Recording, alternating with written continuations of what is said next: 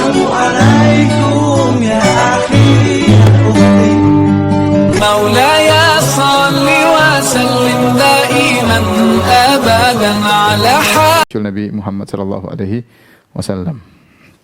Adapun kisah Nabi Ishaq alaihissalam, maka kita tidak dapati banyak penyebutannya dalam Al-Quran secara detail, tidak ada, kecuali hanya sebutan sedikit-sedikit.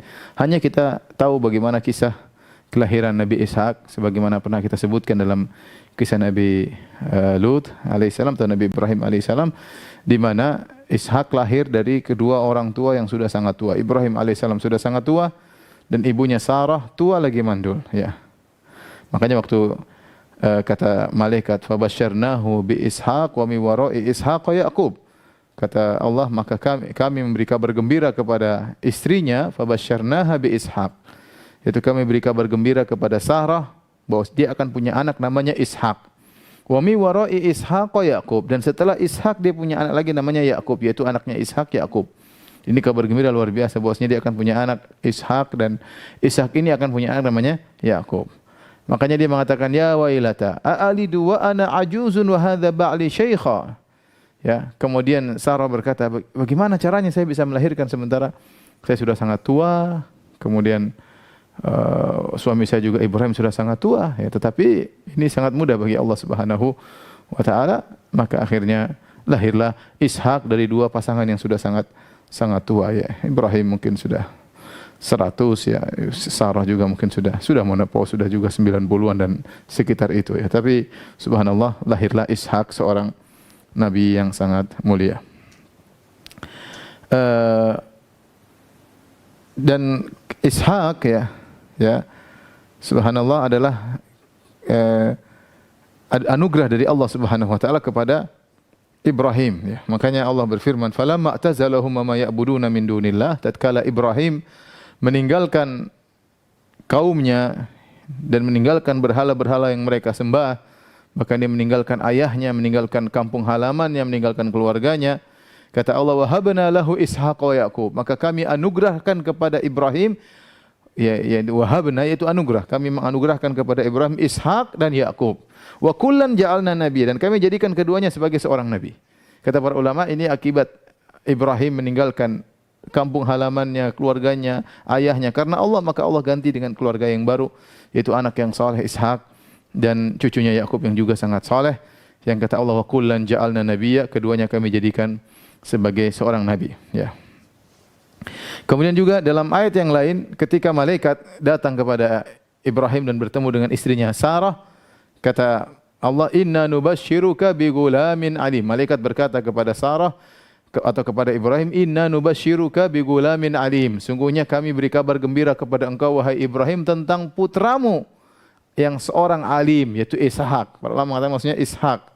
Ya, dalam ayat yang lain, wa basyaruhu bi gulamin alim. Maka para malaikat beri kabar gembira kepada Ibrahim tentang putranya, yaitu Ishak, yang disifati dengan alim, yaitu Ishak memiliki ilmu yang luar biasa, maka dia dikhususkan dengan alim. Kalau Ismail halim, ya.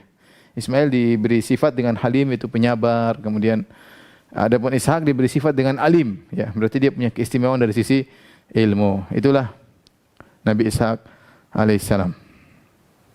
Kemudian kata Allah Subhanahu wa taala, wa barakna alaihi wa ala Ishaq wa min dzurriyyatihima muhsinun wa zalimun li nafsihi mubin. Kami pun beri keberkahan atas Ibrahim dan juga atas Ishak, dan dari keturunan keduanya ada yang baik dan ada yang buruk, ya. Allah mengabarkan bahwasanya Ibrahim punya anak Ishak. Dari Ishak akan banyak keturunan. Kemudian muhsinun wa zalimun li nafsihi mubin. Ada keturunan yang baik, ada keturunan yang buruk. Ini sering saya sampaikan bahwasanya tidak semua keturunan para anbiya berarti orang-orang saleh, ya. Tidak. Allah sendiri telah mengabarkan dalam surat Shafat, ya, wa min dzurriyyatihima, di antara keturunan keduanya Ibrahim dan Ishak, muhsinun, ada yang baik, wa zalimun li nafsihi mubin, dan ada yang zalim, berbuat maksiat, ya, pelaku maksiat, ya. Karena yang maksum cuma para nabi, adapun keturunannya maka tidak.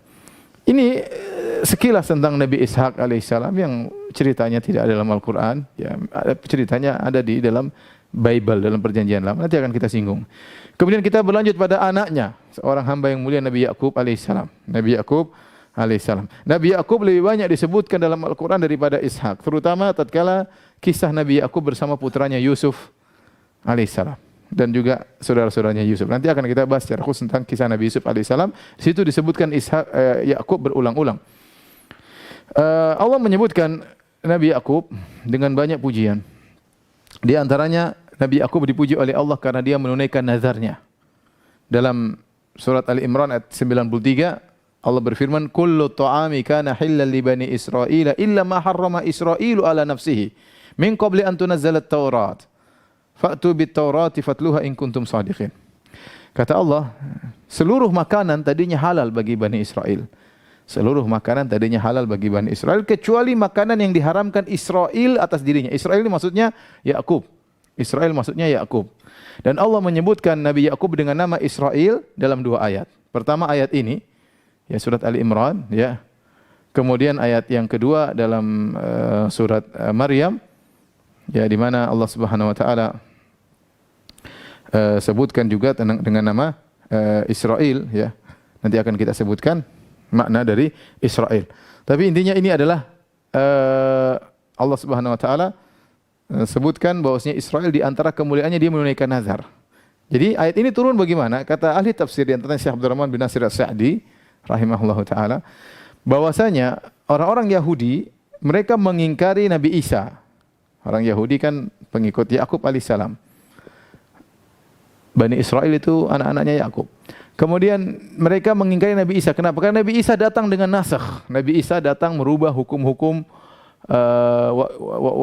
uhilla lakum ma hurrima alaikum. Aku menghalalkan bagi kalian wahai orang-orang Bani Israel yang dulu diharamkan bagi kalian. Mereka protes, kata mereka tidak ada, Taurat enggak bisa terima nasikh dan mansukh, enggak ada namanya mansukh. Sementara Isa bin Maryam datang ingin merubah isi Taurat, maka mereka tidak terima. Mereka tidak terima. Apalagi kemudian datang Nabi Muhammad SAW yang kemudian merubah secara total Taurat dan Injil. Mereka lebih tidak terima lagi. Sedangkan Isa mereka tidak terima karena Isa mengadakan perubahan terhadap Taurat, apalagi Nabi Muhammad SAW. Oleh kerana Allah bantah mereka, kata Allah, lihatlah, kullu ta'ami kana halal li bani Israil illa ma harrama Israilu ala nafsihi. Dulu makanan halal semua bagi Bani Israel. Sebelum turun Taurat, ya. Karena Taurat datang turun kepada Nabi Musa alaihissalam. Sebelum datang Taurat, makanan halal semuanya. Kemudian Israel mengharamkan atas dirinya, illa ma harrama Israil ala nafsih. Israel mengharamkan makanan pada dirinya. Kenapa? Apa ceritanya Israel mengharamkan? Israel maksudnya Yakub. Apa ceritanya Yakub mengharamkan makanan bagi dirinya? Disebutkan oleh para ahli tafsir, dia mengalami suatu penyakit namanya irqun nasa, yaitu semacam penyakit di pinggang. Ada yang mengatakan mirip dengan saraf kejepit, mirip dengan saraf kejepit, ya. Jadi dia kesakitan, akhirnya dia bernazar kepada Allah, ya Allah, kalau aku sembuh, aku tidak akan memakan makanan yang paling aku sukai. Itu disebut daging onta atau susu onta. Dia bernazar, saya tidak akan makan makanan yang paling aku cintai tersebut kalau saya sembuh. Ternyata Allah sembuhkan dia. Begitu Allah sembuhkan dari penyakitnya, maka dia pun menunaikan nazarnya. Dia menunaikan nazarnya. Allah puji di sini bagaimana Israel atau Yakub alaihissalam menunaikan nazarnya. Akhirnya dia tidak makan onta dan tidak minum susu onta. Di sini Allah ingin membantah mereka, kalian melarang nasakh sementara perubahan hukum pernah terjadi. Dahulu sebelum Taurat turun, makanan halal kecuali yang diharamkan oleh Israel. Kemudian setelah datang Taurat, berubah lagi hukumnya. Kemudian ada pengharaman akibat perbuatan mereka, sebagian makanan diharamkan. Kemudian datang Nabi Isa alaihissalam menghalalkan apa yang diharamkan, dan ini mudah terjadi. Ini aturan Allah. Kemudian datang Muhammad SAW memberi aturan baru, enggak ada masalah. Ini bukan alasan bagi kalian untuk menolak Nabi Muhammad atau menolak Nabi Isa alaihissalam. Kemudian di antara sifat yang Allah sebutkan tentang Nabi Yakub, Allah sebutkan Nabi Yakub adalah orang yang memiliki ilmu. Dalam surat Yusuf kata Allah, "Wa innahu ladzu ilmin lima 'allamnahu walakinna aktsaran nasi la ya'lamun." Sungguhnya Yakub itu adalah pemilik ilmu. Lima 'allamnahu, dengan ilmu yang telah kami ajarkan kepadanya. Jadi Allah mengajarkan ilmu kepada Nabi Yakub alaihissalam. Walakinna aktsaran nasi la ya'lamun, akan tapi kebanyakan orang tidak mengetahuinya. Kemudian di antara sifat Yakub di antara para nabi yang selalu mengingat akhirat. Allah berfirman, ya, dalam surat Shad, "Wadhkur ibadana Ibrahim wa Ishaq wa Yaqub ulil aidi wal absar." Dan ingatlah hamba-hamba kami Ibrahim, Ishak dan Yakub yang mereka memiliki ulil aidi, memiliki perbuatan-perbuatan yang besar, wal absar, memiliki ilmu. Kata Allah, inna akhlasnahum bi khalisatin dzikrad dar. Kami mengkhususkan mereka dengan suatu perangai yang mulia, yaitu apa? Dzikrad dar. Mereka senantiasa ingat akhirat. Apa maksudnya? Ya, kata para ulama, di antaranya Al-Qurtubi, yaitu mereka selalu mengingat akhirat dan mereka semangat untuk menuju akhirat dan mereka mengingatkan manusia untuk akhirat. Ini ciri Ibrahim, Ishak dan Yakub. Makanya setelah itu Allah berfirman, wa innahum indana laminal mustafainal akhyar. Dan sungguhnya mereka ini Ibrahim, Ishak dan Yakub di sisi kami termasuk orang-orang yang pilihan, orang-orang terbaik. Orang terbaik pilihan. Ingat ya, saya bicara tentang Yakub khususnya. Dia adalah hamba pilihan. Pilihan dari Allah Subhanahu wa taala. Minal mustafainal akhyar, pilihan terbaik. Kemudian selalu ingat akhirat. Bahkan mengingatkan orang kepada akhirat. Itu di antara ciri Nabi Yakub alaihissalam. Kemudian di antara ciri menakjubkan Nabi Yakub alaihissalam, beliau selalu mengeluhkan kesedihannya kepada Allah dan bersabar dengan ujian.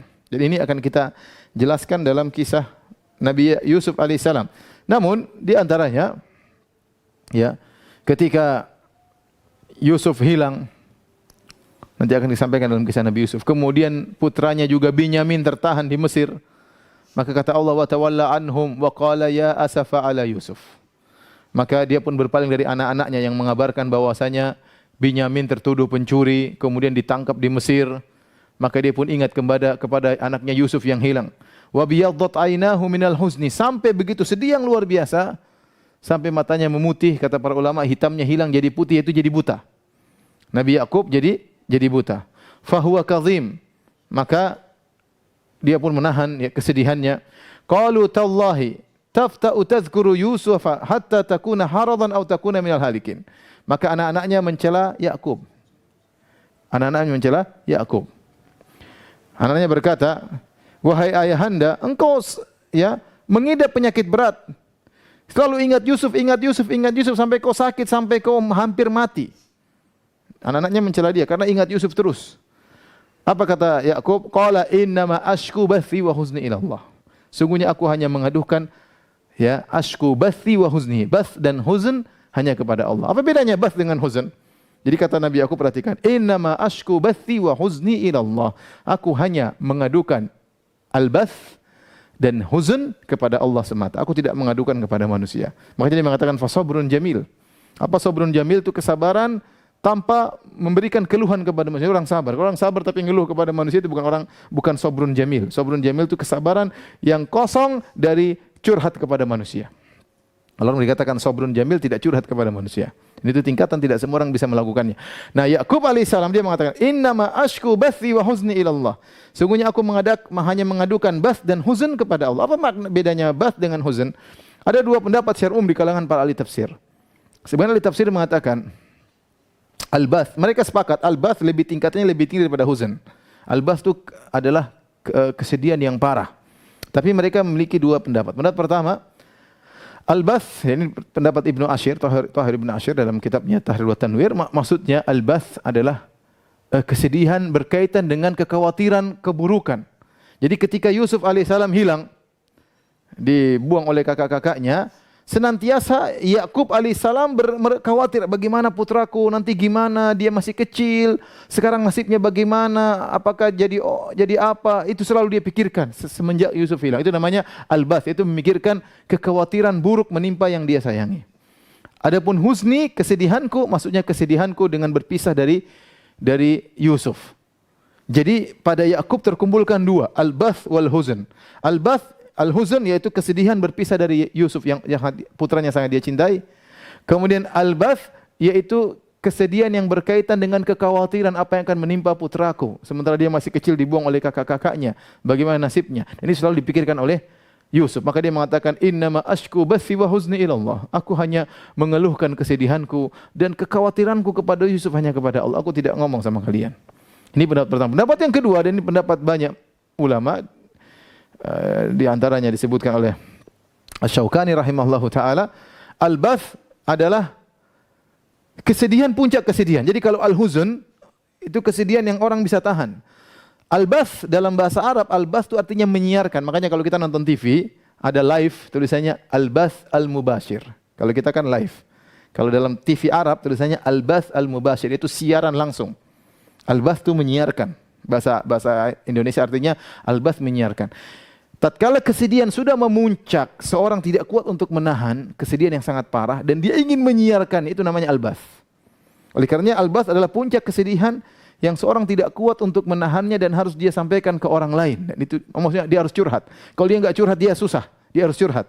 Nah, kesedihan yang sampai pada tingkatan curhat harus dia curhatkan, itu namanya al-bath. Tetapi Yakub alaihissalam, innama ashku bathi wa huzni ilallah. Aku hanya menyampaikan kesedihanku yang kecil, kesedihanku yang besar, kesedihanku yang merana, semuanya aku hanya keluhkan kepada Allah. Sabrun jamil. Dia tidak pernah mengeluhkan kepada manusia. Dan ini contoh menakjubkan dari Nabi Yakub alaihissalam. Ya. Untuk bayangkan Nabi Yakub alaihissalam, ya, dipisahkan dari anaknya Yusuf, ya, sekitar 80 tahun. Kata Hasan al-Basri, saya bacakan perkataan Hasan al-Basri. Kana mundzu faraka Yusufu Yaquba ila an iltaqaya 80 sana. Sungguhnya perpisahan antara Yakub dengan putranya Yusuf 80 tahun. 80 tahun berpisah. Lam yufarik fil huznu lam yufarik al-huznu qalbahu. Selama itu kesedihan tidak pernah lepas daripada hatinya. Wa dumu'uhu tajri ala khaddaihi, dan air matanya selalu mengalir di atas dua pipinya. Wa ma ala wajhil ardi abdun ahabba ila Allahi min Yaqub. Padahal di atas muka bumi tidak ada hamba yang paling dicintai oleh Allah seperti Yakub. Apa kata Hasan al-Basri? Menakjubkan. Perhatikan ini. Faedah luar biasa. Kata Hasan al-Basri rahimahullah, seorang ulama tabi'in, dia berkata, Yakub alaihissalam adalah orang yang paling dicintai di zamannya. Siapa yang paling cintai? Tidak ada. Ishak sudah meninggal dunia. Yusuf masih kecil, belum jadi nabi yang top waktu itu. Masih kecil, baru Allah akan mengangkat dia menjadi seorang nabi. Yang paling mulia di atas muka bumi tatkala itu adalah Yakub alaihissalam. Tetapi 80 tahun semenjak dia berpisah dari Yusuf selalu menangis, tidak pernah berhenti menangis. Sampai ujungnya terakhir dia buta alaihissalam. Padahal dia adalah orang yang paling dicintai oleh Allah di atas muka bumi ini. Ini dalil bahwasanya kalau Allah mencintai seorang bukan berarti dapat kesenangan terus. Bukan berarti kalau orang disayang sama Allah berarti dia kaya, kemudian dia selalu sehat, dia selalu senang-senang, tidak ada masalah problematika, tidak ada. Bukan begitu, tidak harus demikian. Lihat Yusuf alaihissalam, Yakub alaihissalam, orang yang paling dicintai oleh Allah tapi penderitaannya 80 tahun, tidak berhenti-berhenti. Selalu menangis. Maka maksud saya ini berat, ini teori, tapi ini teori kita berusaha ngerti dulu, entah prakteknya urusan belakangan. Tapi maksud saya, kalau kita terkena musibah, jangan selalu suudzon kepada Allah. Kita enggak tahu. Bisa jadi Anda dikasih musibah karena Allah sayang kepada Anda. Kata Nabi SAW, Inna Allah idha ahabba qawman ibtalahum. Sungguhnya Allah jika mencintai suatu kaum, Allah akan menguji mereka. Oleh karena ini Yakub alaihissalam seorang yang sabar luar biasa. Kemudian di antara sifat mulia Yakub alaihissalam, perhatian dia kepada anak-anaknya. Perhatian luar biasa. Saya akan sebutkan beberapa perhatian. Pertama, sabar dia terhadap anak-anaknya durhaka. Anaknya 12, nanti akan disebut. Anaknya 12 laki-laki durhaka, kurang ajar. Yang tidak kurang ajar cuma Yusuf sama Binyamin. Yang 10 kompak untuk durhaka, ya, menipu bapaknya. Bapaknya Nabi mereka tipu. Nanti akan kita sampaikan dalam kisah Nabi Yusuf alaihissalam. Akhirnya Yusuf dibuang, lemparkan dalam sumur, dijual. Durhaka anak-anak ini. Bayangkan punya anak 10 durhaka semua. Ya. Tapi Nabi Yakub alaihissalam sabar. Yang kedua, Yakub alaihissalam memperingatkan bahaya hasad kepada anak-anaknya. Ini berapa bentuk perhatian Yusuf kepada anaknya. Seperti Yakub memperingatkan bahaya hasad kepada Yusuf. Waktu Yusuf mengatakan ya abati ini ahada asyara kaukaban wa syamsa wal qamara atum li sajidin. Wahai ayahanda, ya, aku melihat ada 11 bintang, rembulan dan matahari sujud kepadaku. Apa kata Nabi Yakub alaihissalam? La taqsus ru'yaka ala ikhwatika fayakidu laka kaida. Wahai Yusuf, jangan kau ceritakan kepada saudara-saudaramu. Mereka akan buat makar kepadamu. Kenapa? Saudara-saudaramu hasad nanti. Jangan cerita. Jadi dia sayang kepada anaknya, jangan sampai cerita kepada kakak-kakak yang lain, nanti akan hasad. Bahaya hasad. Yang kedua juga ketika akhirnya Nabi Yakub menyuruh anak-anaknya untuk mencari Yusuf alaihissalam. Suruh pergi ke Mesir. Kata Nabi Yakub alaihissalam, ya baniya la tadkhulu min babin wahid wa dkhulu min abwabin mutafarriqah. Wahai anak-anakku, kalau kalian nanti pergi masuk ke kota Mesir, jangan kalian masuk satu pintu, berpisah-pisahlah, berpencarlah kalian. Kenapa kata para ulama? Rata-rata ulama mengatakan Yakub alaihissalam khawatir anaknya terkena ain. Kenapa mereka 11 orang? gagah-gagah badannya, kemudian bajunya beda dengan baju orang Mesir, ganteng-ganteng orangnya, akan menjadi pusat perhatian. Maka pisah-pisahlah, satu dari pintu sana, satu dari pintu sini. Dulu di Mesir ada beberapa gerbang untuk masuk. Ya. Jadi nasihat kenapa? Agar jangan mereka terkena hasad. Ya. Atau jangan sampai mereka jadi pusat perhatian, kemudian ada para pencuri atau penyamun yang akan merampok mereka. Kemudian Nabi Yakub juga mengajarkan kepada anaknya untuk bertawakal. Setelah Nabi Yakub berkata, "La tadkhulu min babin wahid, wadkhulu min abwabin mutafarriqah, wa ma ughni 'ankum minallahi min syai'. Inil hukmu illa lillah. Alaihi tawakkaltu wa alaihi falyatawakkalul mutawakkilun." Perhatikan kata Nabi Yakub, "Wahai putra-putraku, kalian ingin ketemu pembesar di Mesir. Caranya bagaimana? Masuklah kalian ke Mesir, jangan bareng-barang satu pintu, pergilah dengan pintu yang berbeda-beda.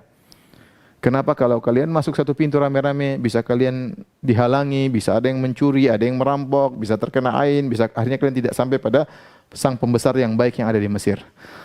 Maka masuklah kalian dari pintu yang berbeda-beda. Tapi ingat, kata Nabi Yakub, "Mama ugni ankum minallahi syai'a." Mama ugni ankum minallahi min syai'. Aku tidak bisa. Ini sekedar ide, sekedar nasihat, tapi urusan Allah. Ini sekedar nasihat tapi keputusan di tangan Allah. Oleh karenanya, inil hukmu illa lillah. Keputusan di tangan Allah. Kalian sudah berusaha, kalau terjadi sesuatu ya bukan urusanku. Serahkan. Jadi serahkan kepada Allah.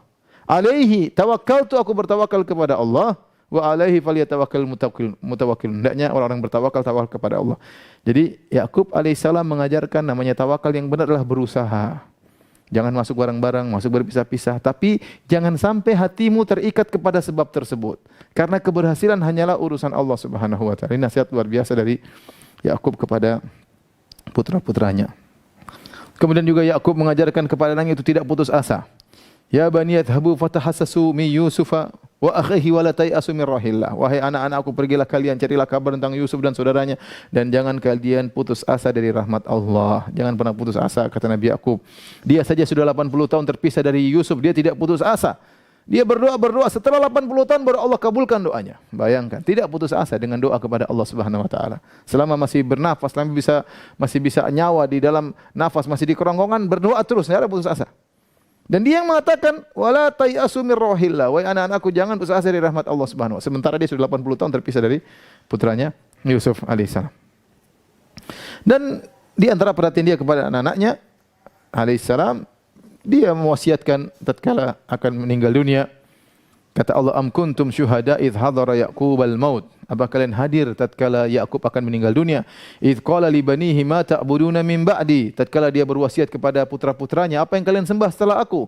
Qalu na'budu ilahaka wa ilaha abaika. Maka mereka berkata, kami menyembahmu, menyembah Tuhan bapakmu, ya, Ibrahim, Ismail dan Ishak, ilahan wahidah. Kami akan menyembah ya Tuhan nenek moyangmu, yaitu Tuhan yang esa. Wa nahnu lahu muslimun. Dan kami menyerahkan diri kepada Tuhan tersebut. Inilah kisah Nabi Yakub alaihissalam dalam Al-Quran. Dan kebanyakannya disebutkan dalam kisah Nabi Yusuf alaihissalam. Taib. Para pemirsa yang dirahmati Allah Subhanahu wa taala. Saya katakan tadi Yakub nama lainnya Israel. Allah sebutkan dalam dua ayat Al-Quran bahwasanya Yakub namanya Israel. Di antaranya tadi dalam surat Ali Imran, kullu ta'ami kana halal li bani Israil illa ma harrama Israilu ala nafsih. Kecuali makanan yang diharamkan Israel terhadap dirinya. Israel maksudnya Yakub. Yang kedua yaitu dalam surat Maryam kata Allah, ulaika alladziina an'ama Allahu 'alaihim minan nabiyyin min dzurriyyati Adam wa mimman hamalna ma'anu wa min dzurriyyati Ibrahim wa Israil. Ya, dari keturunan Ibrahim dan Israil. Israil maksudnya Yakub. Yakub alaihissalam.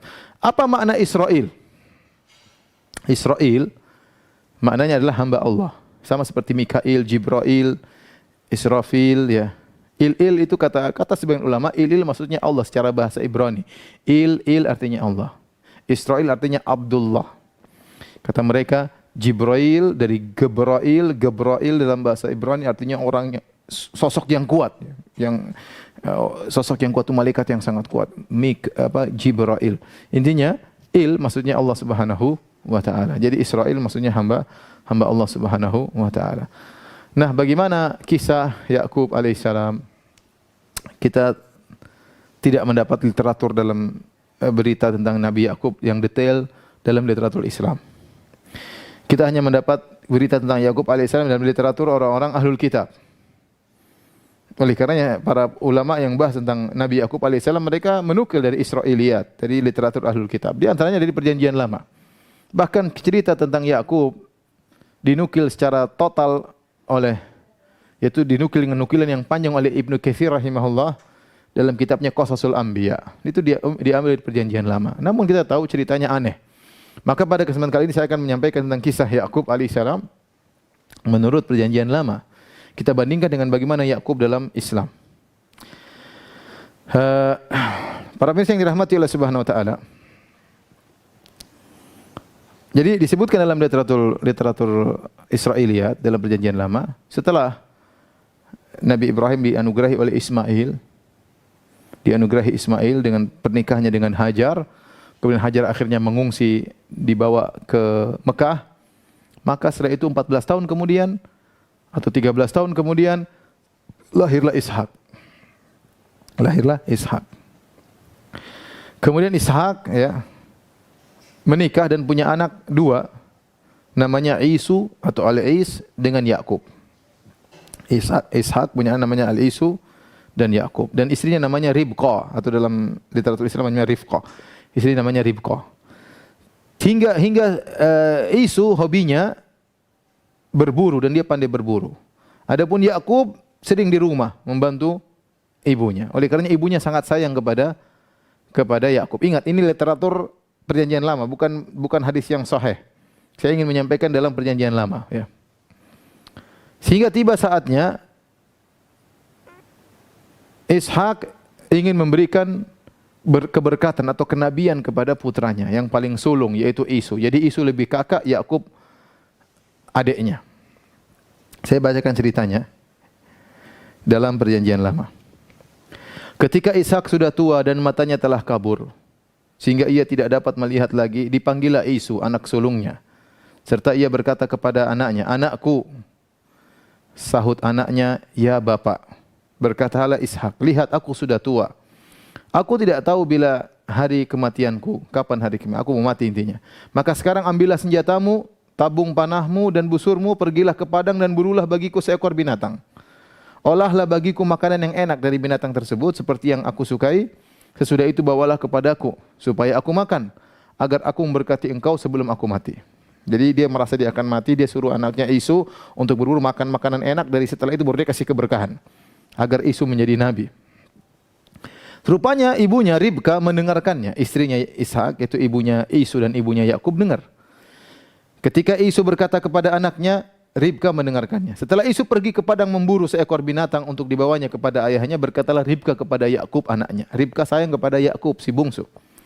"Telah ku dengar ayahmu berkata kepada Isu kakakmu, bawalah bagiku seekor binatang buruan dan olahlah bagiku makanan yang enak supaya ku makan dan supaya aku memberkati engkau di hadapan Tuhan sebelum aku mati. Maka sekarang anakku, dengarkanlah perkataanku, seperti yang kuperintahkan kepadamu. Pergilah ke tempat kambing domba kita. Ambillah dari sana 2 anak kambing yang baik, maka aku akan mengolahnya menjadi makanan yang enak bagi ayahmu, seperti yang digemari. Bawalah itu kepada ayahmu, supaya dimakannya, agar dia memberkati engkau sebelum ia mati." Bismillah. Jadi maksudnya apa? Maksudnya Ribka karena sayang kepada si bungsu Yakub, maka dia ingin menipu bapaknya. Harusnya kenabian turun kepada kakaknya Isu. Tapi akhirnya sudahlah, biar dia lagi sibuk berburu, kita ada kambing di belakang, sudah potong aja. Nanti saya yang masakin, kau yang bawa kepada bapakmu. Akhirnya Yakub berkata kepada ibunya, "Tapi Isu kakak aku adalah seorang yang berbulu badannya. Bagi ya ibunda, gimana aku mau ngaku sebagai Isu kakakku, sementara kakakku badannya berbulu, sedang aku kulit-kulicin, enggak ada bulunya. Mungkin ayahku akan meraba aku nanti, maka dia akan menyangka bahwa aku mempermainkan dia. Dengan demikian aku akan mendatangkan kutuk atas diriku dan bukan berkat." Tapi ibunya berkata kepadanya, "Akulah yang menanggung kutuk itu anakku. Dengarkan saja perkataanku, pergilah ambil kambing-kambing itu." Subhanallah. Ini Ishak Nabi, jadi istrinya Ribka kerjasama dengan putranya Yakub untuk membohongin Ishak. Ishak kebetulan sudah tua, enggak bisa melihat. Lalu akhirnya Yakub mengambil kambing-kambing, kemudian dibawa kepada ibunya, dimasak sesuai dengan masakan kegemaran bapaknya. Setelah itu dia ambil baju Isu, disuruh pakai oleh Yakub. Intinya Yakub menyamar jadi Isu. Kemudian akhirnya supaya badannya kelihatan berbulu, kulit kambing diambil dengan bulunya, dilipatkan di lehernya, di tangannya. Ya, kemudian setelah itu dibawakan kepada bapaknya. Akhirnya Yakub datang. Wahai bapak, kata Ishak, wahai anakku, siapakah engkau? Kata Yakub, aku adalah Isu, anak sulungmu. Telah kulakukan seperti apa perintahmu. Bangunlah, duduklah dan makanlah daging buruan masakanku ini agar bapak memberkati aku. Ini semua kedustaan, bayangkan. Yakub bohongin bapaknya. Lalu Ishak berkata kepada anaknya itu, lekas juga engkau mendapatkannya anakku. Kau cepat pulang intinya. Karena Tuhanmu telah karena Tuhan Allahmu membuat aku mencapai tujuanku. Yakub bilang, iya, karena Tuhan saya diberkati makanya cepat. Lalu Ishak berkata kepada Yakub, datanglah mendekatkan dirimu wahai anakku supaya aku meraba engkau. Apakah engkau ini benar Isu atau bukan? Maka Yakub mendekati Ishak. Ayahnya dan ayahnya itu pun merabanya serta berkata, kalau suaramu suara Yakub, tapi kalau tangannya Isu, tanganmu buluan tapi suaranya Isu. Padahal pakai kulit kambing. Ishak tidak mengenalnya karena tangannya berbulu seperti tangan Isu, kakaknya. Ishak hendak memberkati dia tetapi ia masih bertanya, benarkah engkau ini Isu? Yakub bohong lagi. Iya, iya ayah. Lalu Ishak berkata, dekatkanlah makanan itu kepadaku supaya ku makan daging buruan masakan anakku agar aku memberkati engkau. Jadi didekatkanlah makanan itu kepada ayah lalu ia makan. Intinya akhirnya saya terlalu panjang ini nanti bisa buka perjanjian lama nanti yang punya Injil silakan buka ya. Intinya dikasih makan, akhirnya diciumlah, dikasih berkat. Engkau akan jadi penguasa, saudara-saudaramu akan tunduk kepadamu dan seterusnya berkat-berkat yang didoakan Ishak kepada Yakub. Akhirnya setelah itu datanglah Isu belakangan, sudah masak, sudah siap, kemudian datang. Dia mengatakan, "Bapa, ini makanan sudah siap."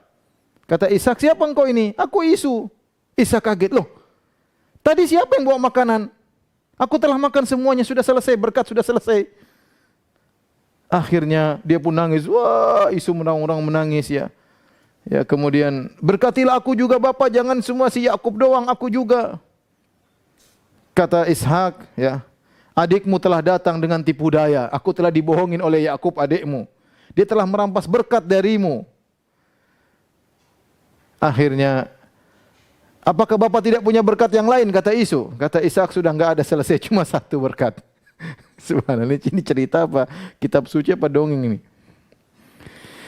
Isu berkata, "Berkatilah aku juga ya Bapak." Dengan suara keras menangislah Isu. Lalu Ishak ayahnya menjawab, "Sungguhnya tempat kediamanmu akan jauh dari tanah-tanah gemuk di bumi dan jauh dari embun dari langit di atas. Engkau akan hidup dari pedangmu dan engkau akan menjadi hamba adikmu. Sudah terlanjur kau akan jadi anak buah adikmu di kemudian hari." Intinya, Isu menaruh dendam kepada Yakub karena berkat yang telah diberikan oleh ayahnya kepadanya. Ia berkata kepada dirinya, hari-hari berkabung karena kematian ayahku, itu tidak akan lama lagi. Pada waktu itulah Yakub, adikku akan kubunuh. Ishak dendam. Bukan Ishak, Isu. Pokoknya kalau bapak Ishak sudah meninggal, bapakku Ishak meninggal, akan kubunuh si Yakub. Akhirnya Ribka mendengar putra sulungnya ingin bunuh adiknya Yakub. Maka dia panggil Yakub, ibunya Ribka. Dia berkata, "Isu kakakmu bermaksud membalas dendam membunuh engkau. Jadi sekarang anakku, dengarkanlah perkataanku, pergilah, bersiaplah engkau dan larilah kepada Laban." Laban itu saudaraku, yaitu omnya, pamannya. Ke Haran di negeri Syam. Dan tinggallah padanya beberapa waktu lamanya sampai kegeraman dan kemarahan kakakmu itu surut daripadamu. Dan ia lupa apa yang telah engkau perbuat kepadanya. Kemudian aku akan menyuruh orang menyebut engkau dari situ. Mengapa aku akan kehilangan kamu berdua pada satu hari juga. Akhirnya inilah ceritanya. Kata ibunya, "Udah Yakub, kamu segera pergi." Maka pergilah Yakub. Ini cerita, subhanallah, dibingungkan oleh para pendeta. Mereka gimana nafsirkan cerita ini? Bagaimana kenabian dirampas dengan kelicikan, kebohongan? Pertama, perhatikan. Pertama, cerita ini menuduh Ribka, istrinya Nabi, kurang ajar. Bayangkan bohongin suaminya. Bohongin kerjasama dengan putranya Yakub. Kemudian menjelaskan Yakub tukang bohong. Bayangkan bohongin bapaknya. Bagaimana tukang bohong jadi Nabi? Yakub kok bisa jadi nabi? Bohongin bapaknya untuk merebut keberkatan dari Isu, dari kakaknya. Kemudian apakah kenabian adalah keturunan yang berhak Ishak kasih sana kasih sini? Kemudian kalau Ishak bisa ditipu, bagaimana Allah mau tertipu? Bukankah keberkatan dari Allah? Allah kan tahu ini Yakub bohongin, masa mau dikabulkan doanya Ishak? Ini kayak cerita Yunani atau cerita apa? Bagaimana cerita seperti ini? Ya. Kemudian bagaimana mungkin setelah itu Yakub masih didoakan lagi oleh Ishak? Setelah itu Ishak sudah tahu Yakub bohongin, dia masih didoakan lagi sama Ishak. Ya, ini aneh. Ini intinya mencela Yakub, dikatakan pembohong, padahal ini nenek moyang mereka Yakub. Kemudian mencela ibunya juga tukang bohong, Ribka. Kemudian mencela Ishak, masa Ishak sudah tahu anaknya bohong masih didoain lagi. Kemudian mencela Allah, bagaimana ya Ishak berdoa kemudian dikabulkan oleh Allah padahal dia sedang ditipu oleh Yakub. Ini tidak ada dalam Al-Quran seperti ini. Baik, kita lanjutkan versi mereka. Akhirnya Yakub pergi ke Haran, ketemu dengan pamannya Laban. Di sana ternyata pamannya Laban punya anak dua, namanya Lia dan Rahel.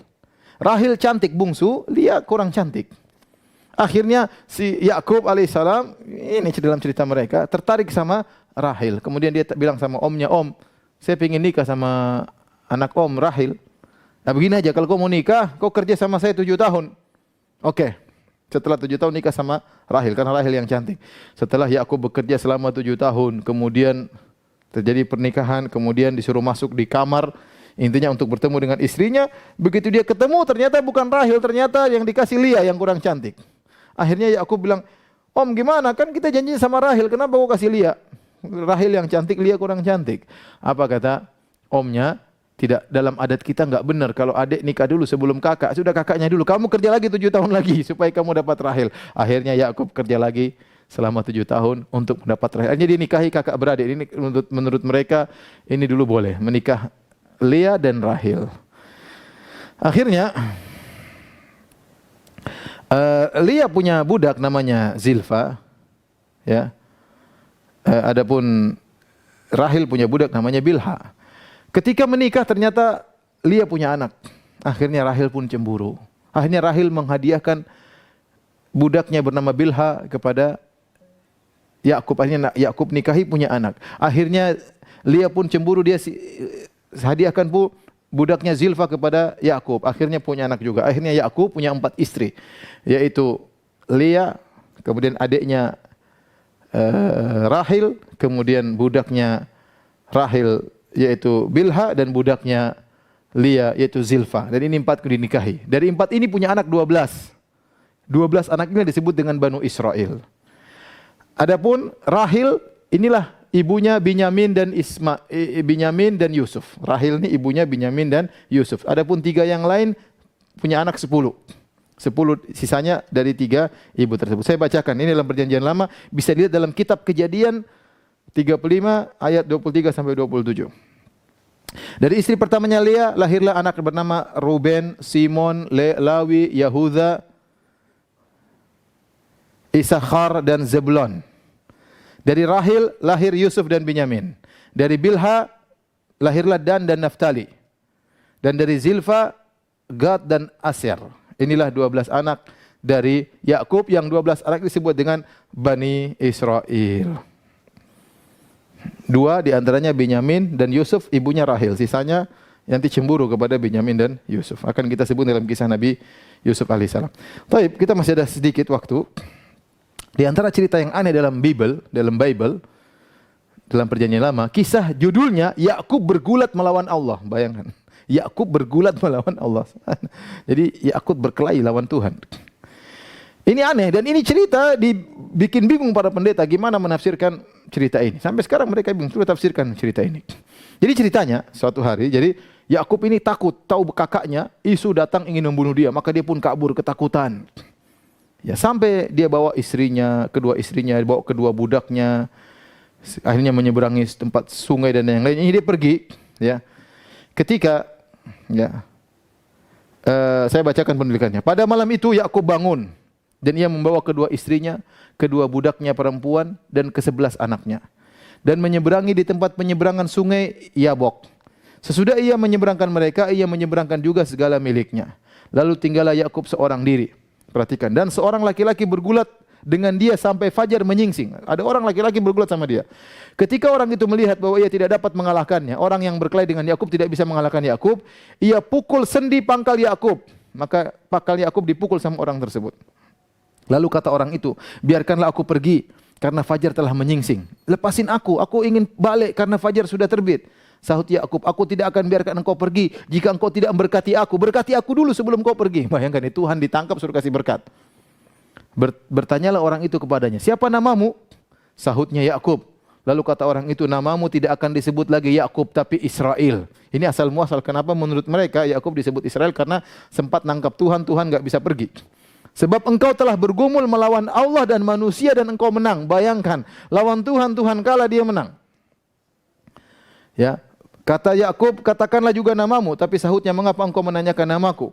Lalu diberkatinya lah Yakub di situ. Jadi Tuhan ini kasih berkat sama Yakub. Yakub menamai tempat itu dengan Peniel, sebab katanya aku telah melihat Allah berhadapan muka, tetapi nyawaku tertolong. Lalu tampaklah kepadanya matahari terbit ketika ia telah melewati Peniel, dan Yakub pincang karena pangkal pahanya tadi dipukul Tuhan. Itulah sebabnya sampai sekarang orang Israel tidak memakan daging yang menutupi sendi pangkal paha, karena dia telah memukul, karena dia D besar, karena dia Allah telah memukul sendi pangkal Yakub pada otot pangkal pahanya. Buka kitab Kejadian 32 ayat 22 sampai 32. Lihat ini kisah Tuhan kalah gelut sama Nabi Yakub alaihissalam.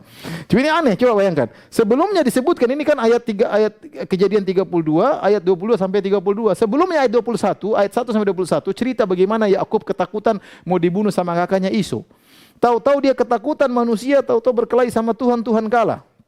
Kemudian Tuhan mau minta izin, wah Yakub lepasin aku, sebentar lagi fajar menyingsing. Emang Tuhan kalau fajar menyingsing Tuhan kenapa? Kayaknya tugasnya harus segera kembali ke langit sebelum fajar menyingsing. Apa Tuhan punya kerja waktu tertentu ya, dan yang lainnya. Kemudian Tuhan minta dilepasin. Yakub paksa. Enggak, saya enggak dilepasin engkau sampai aku kasih berkat sama saya. Subhanallah. Tuhan dipaksa sama Yakub alaihissalam. Ya. Terus apa fungsinya Allah menceritakan kisah ini dalam perjanjian lama di Taurat? Apa membanggakan bahwasanya hambanya yang pernah diciptakan pernah mengalahkan dia. Intinya kisah ini membuat rahib dan para pendeta Nasara kebingungan menghadapi teks ini. Mereka harus menafsirkan dengan banyak penafsiran, dengan banyak pentakwilan, ya. Mereka bingung ya. Ya. Kita coba bayangkan tadi tentang Yakub alaihissalam yang kita sebutkan dalam versi Al-Qur'an, yang saleh, penyabar, ya, jujur, bertakwa. Adapun Yakub versi Injil tadi apa? Penipu, nipu kakaknya.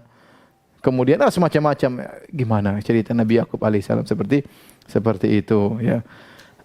Kemudian Yakub akhirnya meninggal dunia setelah bertemu dengan anaknya setelah pisah dengan Yakub, kemudian bertemu dengan Yakub, kemudian akhirnya bertemu dengan Yusuf, setelah itu kemudian dia meninggal dunia alaihissalam. Demikian saja para pemirsa yang dirahmati Allah Subhanahu wa taala, kisah tentang Nabi Yakub alaihissalam. Kita bersyukur dan memuji Allah Subhanahu wa taala atas anugerah Islam, anugerah kita membaca Al-Qur'an, anugerah kita mengetahui bagaimana kisah para anbiya, para nabi yang menakjubkan versi Islam. Sementara kita sedih melihat bagaimana kisah para nabi yang sudah saya sebutkan dari awal versi Bible. Mulai dari Nabi Adam, kisahnya aneh, kemudian nabi-nabi yang lain juga, Nabi Lut, kemudian sekarang Nabi Yakub, ya. Dan demikian mereka akan menceritakan kisah-kisah para nabi dengan kisah-kisah yang aneh. Kita bersyukur bahwasanya kita di Islam ini bukti bahwasanya tuduhan mereka bahwasanya Muhammad hanya mencuplik daripada Taurat dan Injil itu tidak benar, karena Nabi Muhammad SAW adalah ummi, tidak bisa baca, tidak bisa tulis, dan kemudian ceritanya beda. Ya. Islam menceritakan, Al-Quran menceritakan Nabi dengan luar biasa, ya. Sementara mereka menceritakan para Nabi dengan kisah yang terkadang konyol yang sudah kita ceritakan berulang-ulang. Demikian apa yang bisa saya sampaikan. Subhanakallah bihamdik, asyhadu alla ilaha illa anta, astaghfiruka wa atubu ilaik. Assalamualaikum warahmatullahi wabarakatuh. Sudah. Kelihatan enggak ininya?